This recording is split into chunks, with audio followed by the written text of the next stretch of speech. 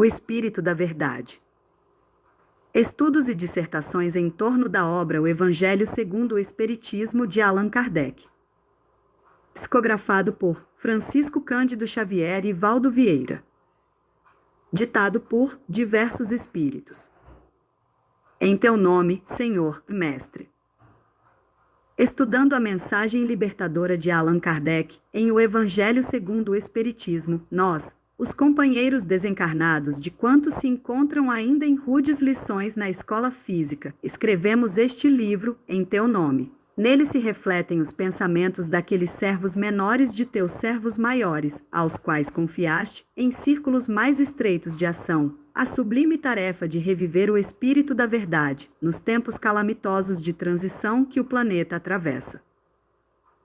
Oferecemo-lo a todos os irmãos, cujos ombros jazem vergados ao peso de rijas obrigações, nesta hora em que a família humana desfalece à míngua de amor aos que, por náufragos da existência, viram quebradas, ante os furacões do materialismo destruidor, as embarcações religiosas em que se lhes erguia a fé. Aos que levantam a voz para redizer-te a palavra de esperança e de luz, deslocando, à custa de sacrifício, os empeços das trevas, aos que, sobrecarregados de graves deveres, procuram preencher os lugares dos que desertaram do serviço, tentando debalde esquecer os fins da vida, e, acima de tudo, aos que, por agora, não encontram para si mesmos senão a herança das lágrimas em que se lhes dissolve o coração. Com todos eles, Senhor, rumo à era nova, nós, gotas pequeninas de inteligência no oceano da infinita sabedoria de Deus, partilhamos os lances aflitivos da terra traumatizada por angústias apocalípticas, em busca de paz e renovação, trabalhando pelo mundo melhor, na certeza de que permaneces conosco e de que, como outrora, diante da tempestade, repetirás aos nossos ouvidos, tomados de inquietação, tende bom ânimo. Sou eu, não temais. Uberaba, 9 de outubro de 1961. Eurípides Barçanulfo, Bezerra de Menezes, Cairbar Sutel, Anália Franco, Hilário Silva, André Luiz, Emanuel, o Meimei e outros. Ponto estudo 1. Problemas do mundo. Capítulo 6, item 5. O mundo está repleto de ouro. Ouro no solo, ouro no mar, ouro nos cofres. Mas o ouro não resolve o problema da miséria. O mundo está repleto de espaço. Espaço nos continentes, espaço nas cidades, espaço nos campos. Mas o espaço não resolve o problema da cobiça. O mundo está repleto de cultura. Cultura no ensino, cultura na técnica, cultura na opinião. Mas a cultura da inteligência não resolve o problema do egoísmo. O mundo está repleto de teorias. Teorias na ciência, teorias nas escolas filosóficas, teorias nas religiões. Mas as teorias não resolvem o problema do desespero. O mundo está repleto de organizações, organizações administrativas, organizações econômicas, organizações sociais.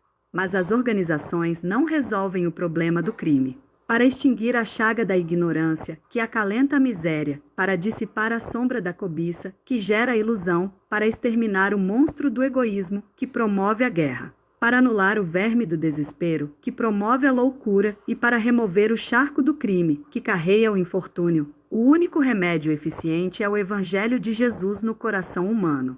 Sejamos, assim, valorosos, estendendo a doutrina espírita que o desentranha da letra, na construção da humanidade nova, irradiando a influência e a inspiração do divino. Mestre, pela emoção e pela ideia, pela diretriz e pela conduta, pela palavra e pelo exemplói, parafraseando o conceito inovidável de Allan Kardec, em torno da caridade, proclamemos aos problemas do mundo, fora do Cristo não há solução. Bezerra de Menezes. Estudo 2, Excesso e você. Capítulo 8, item 10, Amigo, Espiritismo é caridade em movimento. Não converta o próprio lar em museu. Utensílio inútil em casa será utilidade na casa alheia.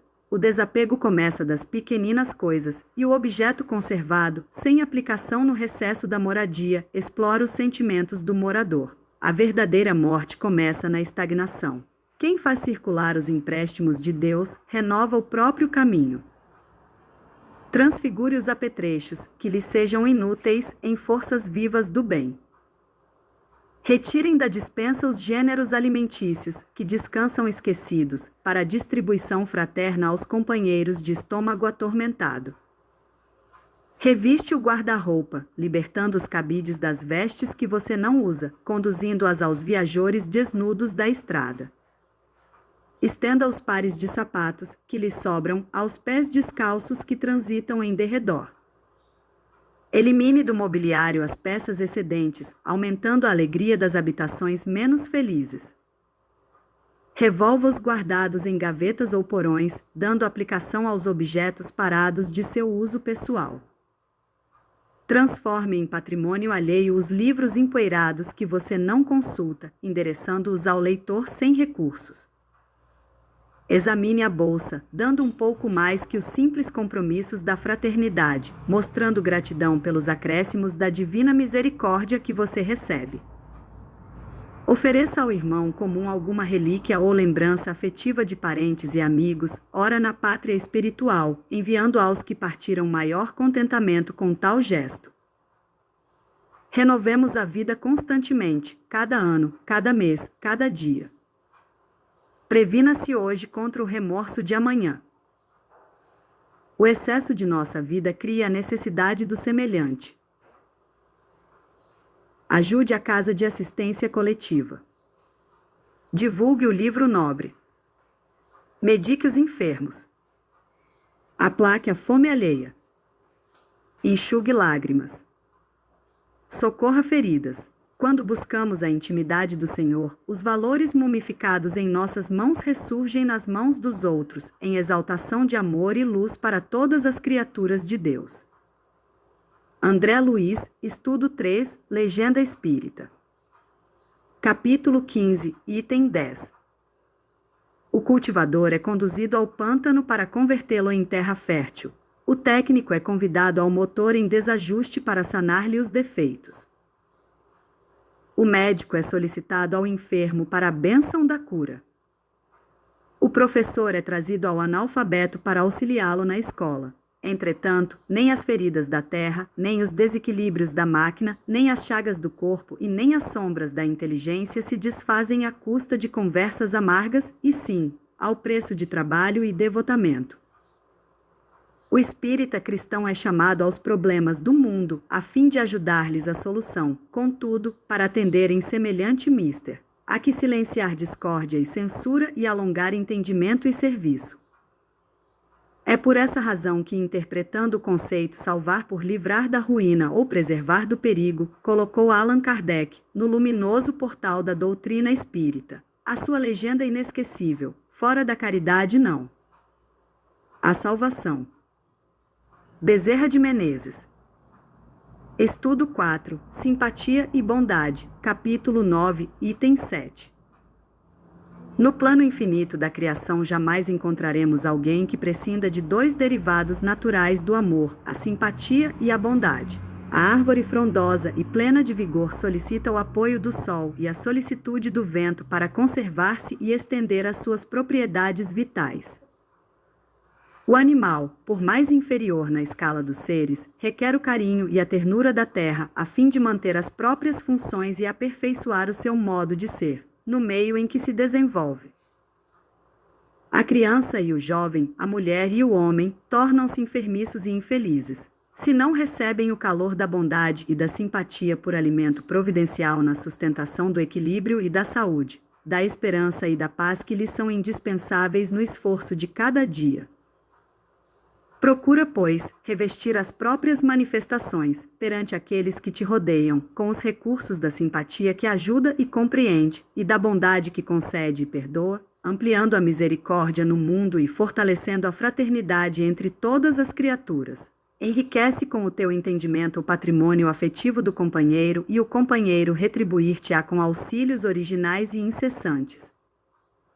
Envolve em tua generosidade fraterna a alma infeliz e desajustada, e nela descobrirás imprevistas nuanças do amor. Não desprezes a simpatia e a bondade ante as lutas alheias, e a bondade e a simpatia nos outros te abençoarão toda a vida. Emanuel. Estudo 5, Decálogo para Médias. Capítulo 26, item 7. 1. Rende culto ao dever. Não há fé construtiva onde falta respeito ao cumprimento das próprias obrigações. 2. Trabalha espontaneamente. A mediunidade é um arado divino que o óxido da preguiça enferruja e destrói.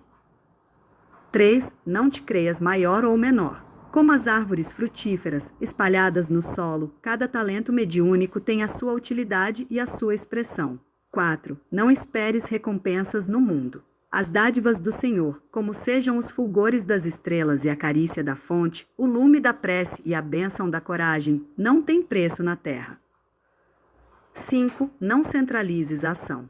Todos os companheiros são chamados a cooperar no conjunto das boas obras, a fim de que se elejam a posição de escolhidos para tarefas mais altas. 6. Não te encarceres na dúvida. Todo bem, muito antes de externar-se por intermédio desse ou daquele intérprete da verdade, procede originariamente de Deus. 7. Estuda sempre. A luz do conhecimento armar-te ao espírito contra as armadilhas da ignorância. 8. Não te irrites.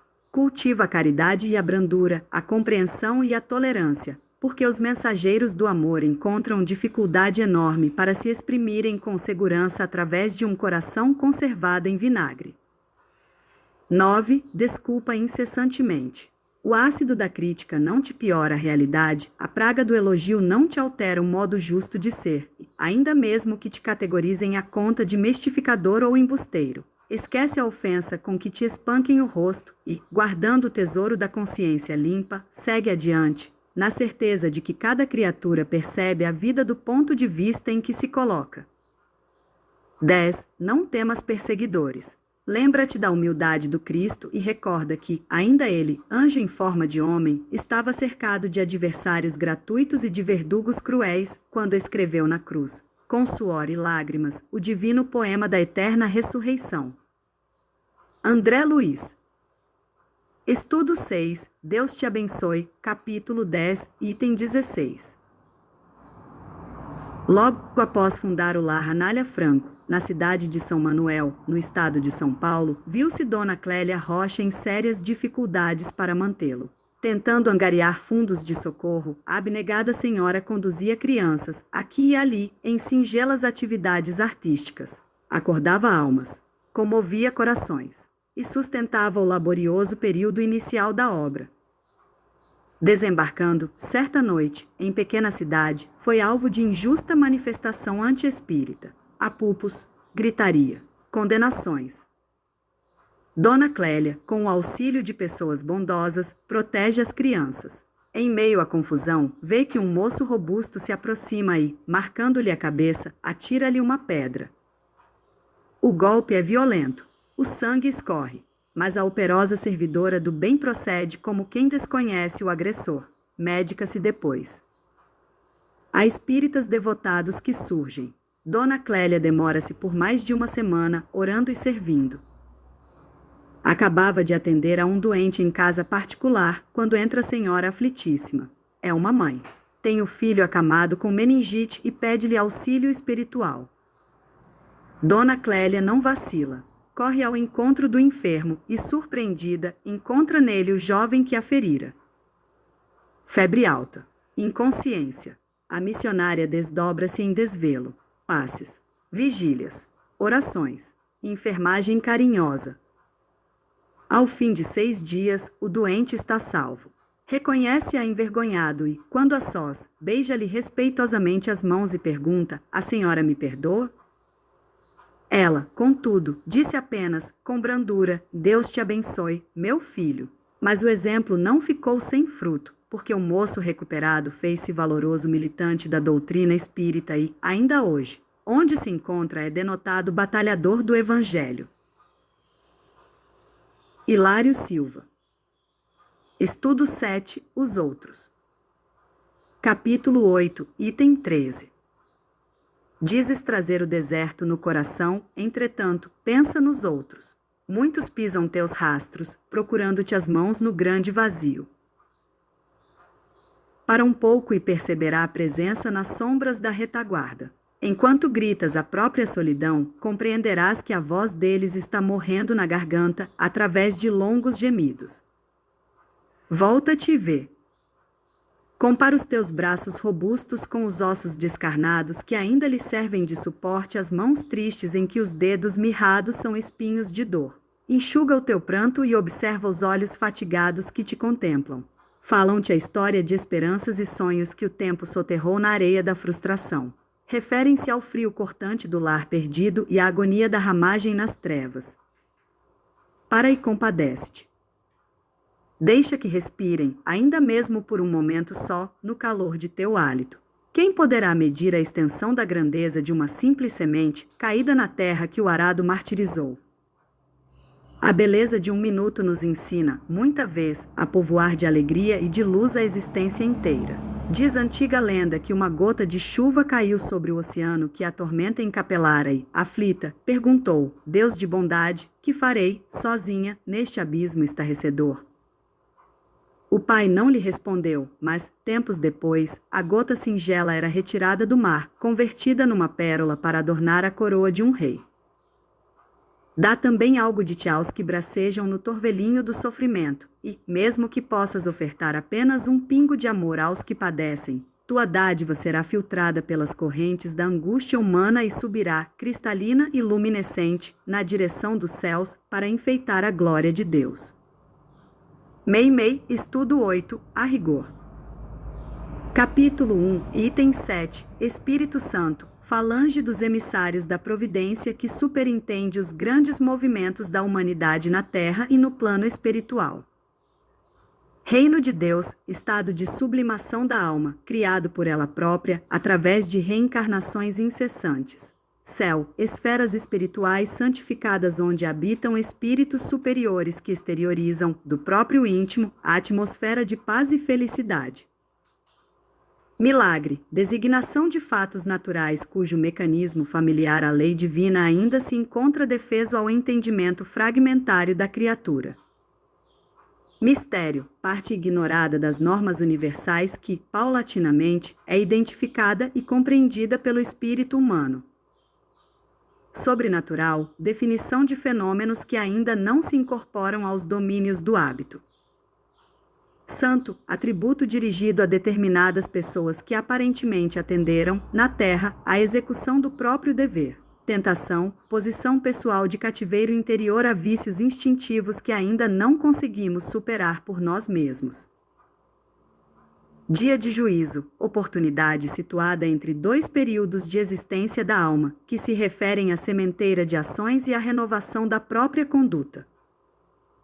Salvação, libertação e preservação do espírito contra o perigo de maiores males, no próprio caminho, a fim de que se confie a construção da própria felicidade, nos domínios do bem, elevando-se a passos mais altos de evolução.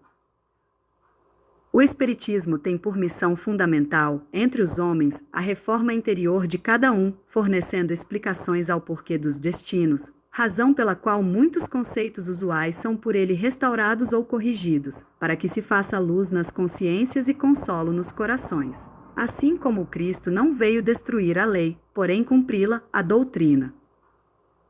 Espírita não veio desdizer os ensinos do Senhor, mas desenvolvê-los, completá-los e explicá-los em termos claros e para toda a gente, quando foram ditos sob formas alegóricas.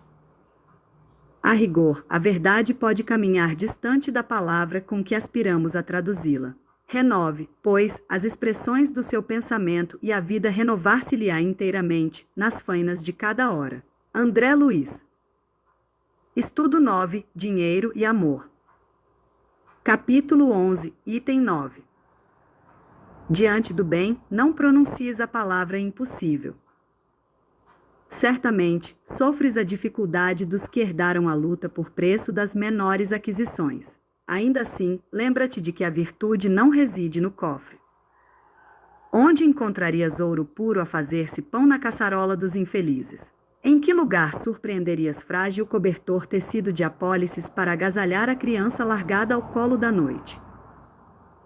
Entretanto, se o amor te faz lume no pensamento, arrebatarás a imundície e a derradeira sobra da mesa, convertendo-a no caldo reconfortante para o enfermo esquecido. E farás do pano pobre o abrigo providencial em favor de quem passa, relegado à intempérie. Uma garganta de pérolas não emite pequenina frase consoladora e um crânio esculpido de pedras raras não deixa passar leve fio de ideação.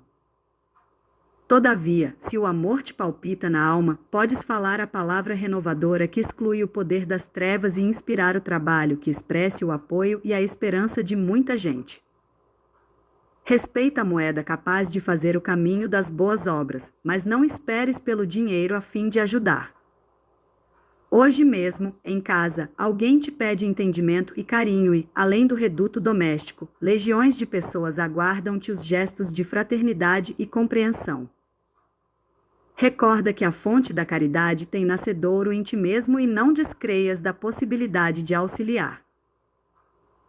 Para transmitir-nos semelhante verdade, Jesus, a sós, sem fiança terrestre, usou as margens de um lago simples, ofertou simpatia aos que lhes buscavam a convivência, confortou os enfermos da estrada, falou do reino de Deus a alguns pescadores de vida singela e transformou o mundo inteiro, revelando-nos, assim, que a caridade tem o tamanho do coração. Meimei. Estudo 10. Avisos da Criação, capítulo 3, item 19. A presença divina constitui verdade perene. Até o silêncio da pedra fala em Deus. O universo repousa na disciplina. O labirinto da selva revela a ordem em cada pormenor. Em a natureza, tudo pede compreensão e respeito. O deserto é o cadáver do mar, a sabedoria em todas as coisas. Embora sem tato, a trepadeira sabe encontrar apoio, não obstante sem visão, o girassol descobre sempre o astro-rei. Em tudo existe afeição boa. As nuvens mais sombrias refletem a luz solar. Eternidade significa aprimoramento contínuo de repetições. Sem recapitular movimentos, a terra desagregar-se-ia.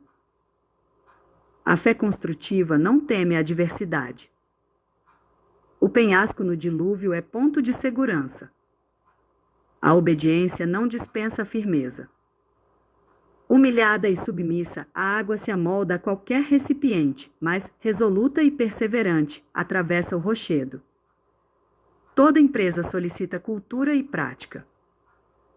Inexperiente, o homem vivo naufraga no bojo das águas, adaptado, o lenho morto navega na superfície do mar. O aspecto exterior nem sempre denuncia a realidade. O vento, supostamente vadio, trabalha na função de cupido das flores. Volume não expressa valor. Apesar de pequenina, a semente é gota de vida. A palavra feliz constrói invariavelmente. Na linguagem do pássaro, todo som faz melodia. Valor e humildade são expressões de inteligência sublime. Se o cume mais alto recebe a chuva em primeiro lugar, o vale mais baixo recolhe, ao fim, a maior parte da água. Para revelar-se, o bem não exige trombeta.